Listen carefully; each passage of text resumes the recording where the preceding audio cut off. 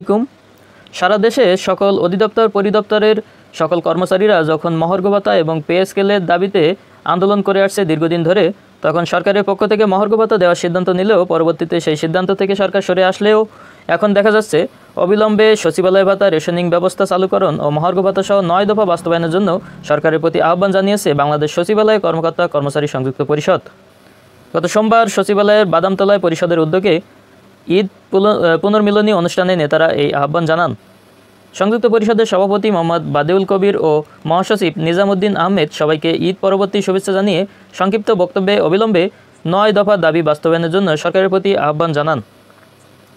বাংলাদেশ সচিবালয় কর্মকর্তা কর্মচারী সংযুক্ত পরিষদের নেতারা বলেন, রেশনের দাবির সঙ্গে মন্ত্রিপরিষদ সচিব আমাদের সঙ্গে একমত।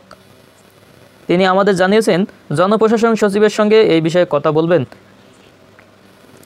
সেজন্য আমাদের সবার একতাবদ্ধ থাকতে হবে, তাই সবার এক হওয়া দরকার। পরিষদের সভাপতি বাদেউল কবির বলেন, যারা সচিবালয়ের বাইরে কাজ করেন তারা আমাদের থেকে বেশি সুবিধা পান।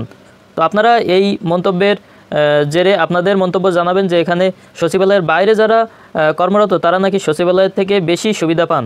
তো এটি আসলে কতটা বিশ্বাসযোগ্য এবং সত্য সেটা আপনারা কমেন্টে জানাবেন। আমরা যারা সচিবালয়ের ভেতরে কাজ করি তারা তেমন সুযোগ সুবিধা পাই না। এটা বড় ধরনের বৈষম্য। বড় স্যাররা আমাদের কথা শোনেন না এবং আমাদের সুযোগ সুবিধার বিষয়েও চিন্তাও করেন না। তো এই ছিল সচিবালয়ে কর্মকর্তা কর্মচারী সংযুক্ত পরিষদের বক্তব্য বা বিবৃতি।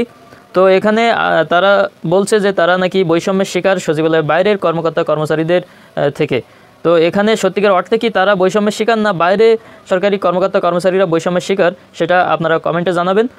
আর আশা করি সরকারের পক্ষ থেকে মহার্ঘ ভাতা এবং পে স্কেল বা রেশনিং ব্যবস্থা যেটাই চালু করা হোক না কেন সেটা সারা দেশের সকল কর্মচারীর জন্য সমানভাবে চালু করা হোক, যেন নতুন করে কোনো বৈষম্যের সৃষ্টি না হয়।